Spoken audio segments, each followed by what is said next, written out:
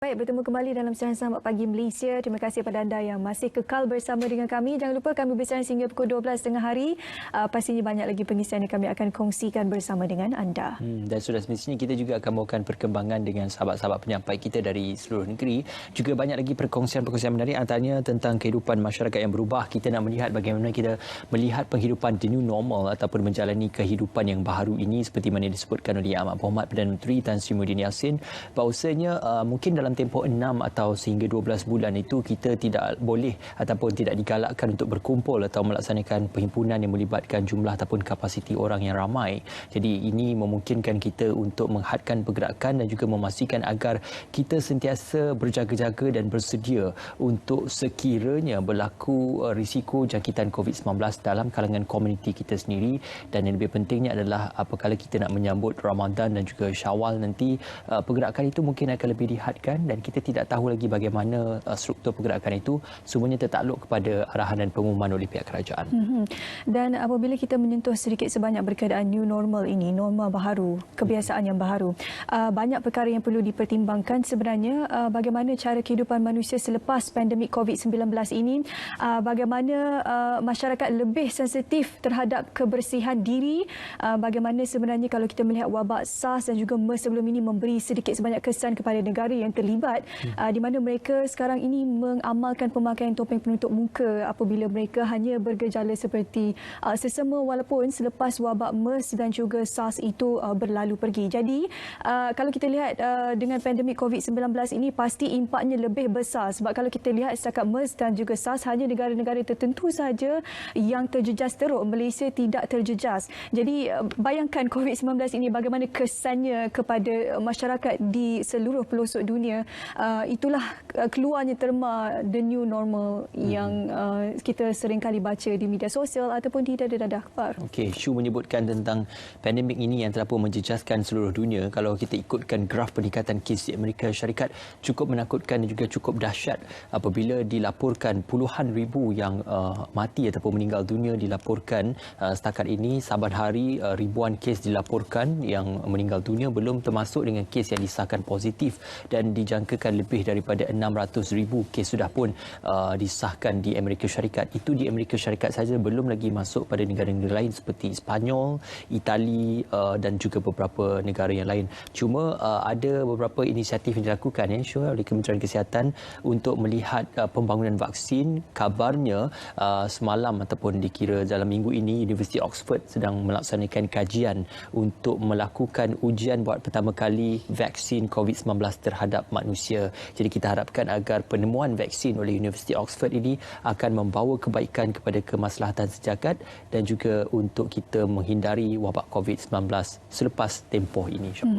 Dan kalau kita menyentuh sikit sebanyak berkenaan dengan pembangunan vaksin ini, Malaysia juga tidak terkecuali dalam melakukan penyelidikan tersebut. Malah Malaysia juga terlibat secara rasmi bersama Pertubuhan Kesihatan Sedunia WHO untuk melaksanakan kajian tersebut.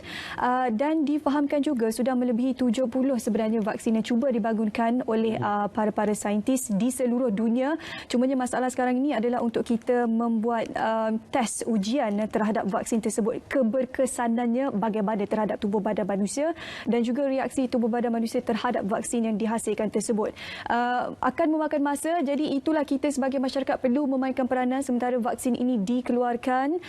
Kita perlu berada di rumah, elakkan pengumpulan beramai-ramai yang melebihi 50 orang di satu tempat, dan juga Ketua Pengarah Kesihatan Dato' Dr. Nur Hisham juga turut menyarankan untuk mengamalkan 3C, iaitu untuk elak berada di tempat awam, berkomunikasi dengan individu yang lain sekurang-kurangnya dalam jarak 1 meter, dan juga elak berada di tempat confined space, maksudnya tempat yang kecil, kerana itu boleh menyebabkan penyebaran virus tersebut lebih tinggi sekiranya anda berada di kawasan-kawasan yang kecil.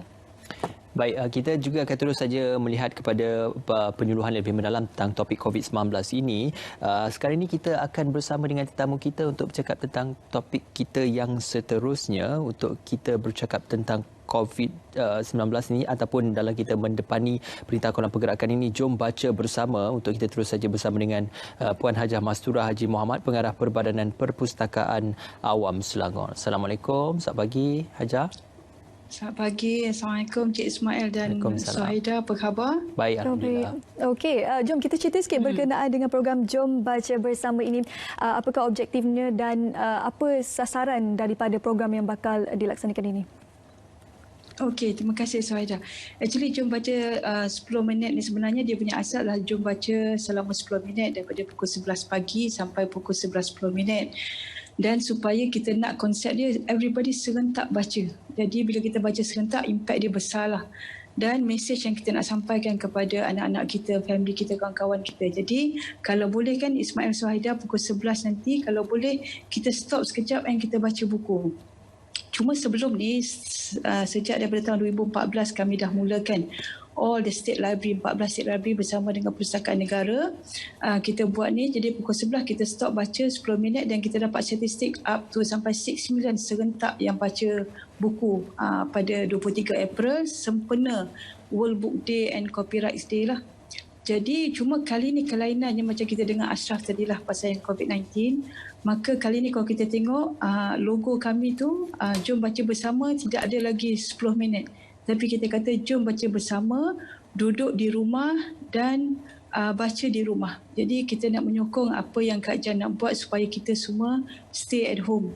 Jadi kali ni kita berharapkan apabila kita baca, biarlah kita ada sikit fikir dan kita amalkan apa yang kita baca dan kita pilih. Jadi untuk tu, boleh ke Suhaila dan Encik Ismail kita pasangkan satu montaj yang kami sediakan untuk para penonton untuk kita sama-sama hayati montaj ni. Only 1 minit lebih je. Silakan. Okey, kita sama-sama hayati ini.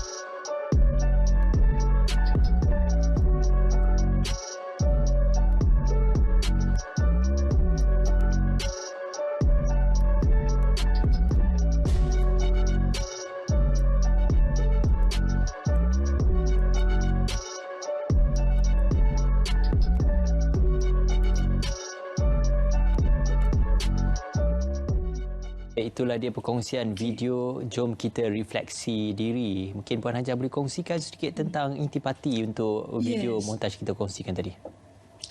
Jadi maknanya kali ni apa yang kita hadapi ujian, saya always believe that setiap apa yang kita hadapi ujian, ada benda yang Allah nak bagi kita yang lebih baik.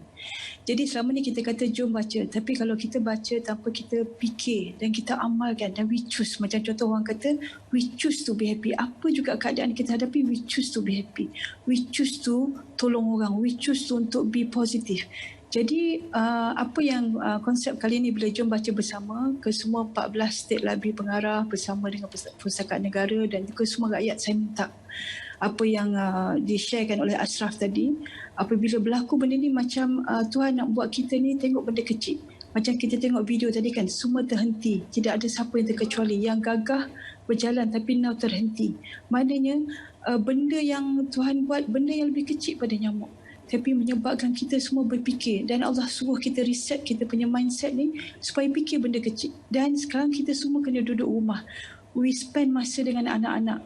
Dan kalau kita belajar, kalau kita nak ubah habit kita, kita amalkan sesuatu yang kita nak dapat minimum 21 days ataupun 30 days. InsyaAllah dia akan jadi habit. And now kita sendiri duduk kat rumah dah lebih kepada 30 hari, dah 35 days today. Dan besok kita akan sambut Ramadan.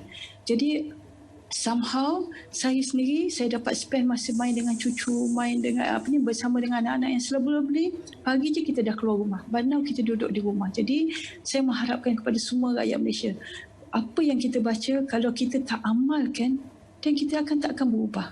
And then sekarang ni kalau kita tengok Grab driver, they are earning so much income. Alhamdulillah, rezeki untuk diorang. Perubahan kehidupan kita semua berubah disebabkan apa yang Allah hantar satu kuman yang cukup kecil.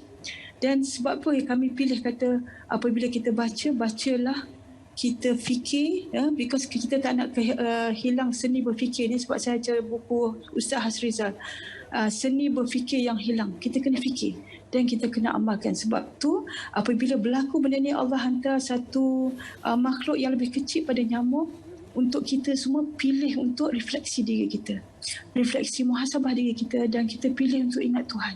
Dan memang kita ada satu tagline kita dengarkan, kita jaga kita ataupun kita mesti menang. Sebenarnya yang menghantar ni adalah Allah.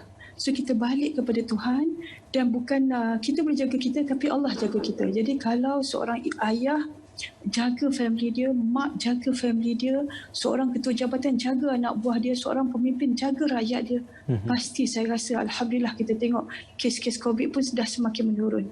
Jadi kita buang perisai dosa kita, kita balik kepada agama masing-masing, do kindness, buat benda yang baik. Sampai sekarang kita tengok semua orang tolong orang, keluar pakai mask, pergi bagi bantu orang tak makan lagi, yang putus dia ni. Jadi bagi saya, macam saya bekerja dengan kerajaan, syukur Alhamdulillah, hari ni dah masuk gaji dah. Bagaimana pada kaki tangan kerajaan yang 1 juta lebih, cuba fikir kepada orang yang tak bergaji, yang berniaga.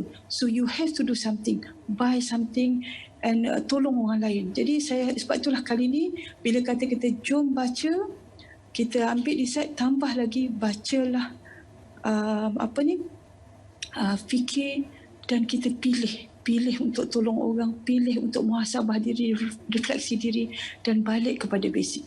Dan saya mengharapkan, saya rasalah ramai orang akan miss this moment lah. Sebab you cannot buy this moment. Tak pernah, saya masih kecil pun saya tak ada masa yang saya sebulan duduk dengan anak saya. Tapi sekarang anak saya yang perempuan dapat duduk dengan anak dia almost a month. Tak perlu keluar pergi office pun sekejap-sekejap. Jadi saya mengharapkan, jom baca sekejap lagi pukul 11. Saya mengharapkan semua, termasuklah di radio, di TV semua, kita stop sekejap 11 pagi, kita baca buku tu. Dan bila kita baca buku tu, please kita believe, kita fikir dan kita amalkan apa yang kita baca. Apabila kita amalkan yang kita baca, sebab tak ada buku yang dikeluarkan unsur negatif, semua unsur positif. Cuma kita nak amal ataupun tidak, kita walk the talk. Jadi saya mengharapkan kempen kali ini memberi satu makna, memberi satu titik perubahan, seperti mana yang kita nak, supaya kita ni mesti rasa tenang dan kita rasa kita ni small sangat, dan kita buatlah satu kebaikan kepada masyarakat hasil daripada kempen jom baca buku. Sebab bila kita seperti kata selalu saya ambil tagline Pustakaan Negara, bangsa yang membaca, bangsa yang berjaya. Jadi in order to berjaya, kita kena amalkan apa yang kita baca, kita kena believe and choose. Jangan hanya duduk tapi ambil tindakan. Do something for other people. And it's not about us, it's about people. Fikirkan tentang orang lain. Pasti apabila kita maafkan orang, kita tolong orang, Allah akan angkat COVID ni. Jadi banyaklah buat kebaikan. Jadi itulah yang saya rasa intipati specialnya Jom Baca kali ini. Baik, itu satu inisiatif yang digagaskan juga bagi pihak Perpustakaan Negara Malaysia juga, dan juga kami di KKMM, Kementerian Komunikasi dan Multimedia Malaysia juga menyokong penuh usaha ini. Mungkin saya ringkas untuk sekali lagi, Puan Hajah mengajak seluruh rakyat Malaysia beramai-ramai bagi menyokong kempen ini. Ya, so jadi saya kena highlightkan juga program ni dia tidak memerlukan apa-apa keuangan. Cuma just action for each one of us. Jadi Alhamdulillah hari ini saya berharapkan kita ada beberapa minit lagi sebelum pukul 11. Jadi saya nak mengucapkan berbanyak terima kasih kepada YB Nancy, dia Menteri MC yang take the lead dari segi program ni, dan juga kepada semua state, pada menteri-menteri besar, kepada Perdana Menteri kita juga, kepada Perpustakaan Negara, dan juga kepada semua pengarah-pengarah dan bersama tim mereka di 14 State Library. Sama-samalah kita jayakan program ni, dan sama-samalah kita amalkan, dan bersamalah kita pilih untuk bersikap positif dan membantu. Dan hopefully Allah akan bagi kita keluar daripada ni dan memberikan lebih baik kepada kita semua. So jom kita baca pukul 11 pagi sekejap lagi. Baca, pilih buku yang kita suka dan kita amalkan apa yang kita baca. Okey, baik. Saya Terima mengucapkan kasih. banyak terima kasih pada SPM, pada Ismail dan Suhaida. Sama-sama, terima kasih juga Puan Hajah Mastura Haji Muhammad selaku Pengarah Perbadanan Perpustakaan Awam Selangor berkongsi berkenaan Jom Baca Bersama. Baik, sebenarnya gagasan idea itu juga turut disokong oleh Menteri Komunikasi dan Multimedia Malaysia iaitu Datuk Saifuddin Abdullah untuk membantu dan juga memberikan dukungan penuh kepada pihak Perpustakaan Negara Malaysia supaya kita dapat menyokong dan juga membawa gambaran tentang perkongsian amalan ataupun gerakan Dekad Membaca Kebangsaan ini yang digerakkan pada hari ini, insya-Allah pada pukul 11 pagi nanti. Mungkin ambil makalah, majalah, surat khabar dan ataupun buku yang berada di rumah anda untuk kita membaca selama dalam masa beberapa minit untuk kita mendapatkan gambaran tentang apakah intipati ilmu yang akan dibawakan. Dan untuk di pihak KKMM sendiri akan berlangsung pada pukul 1.30 tengah hari nanti yang akan dirasmikan oleh YB Datuk Saifuddin Abdullah.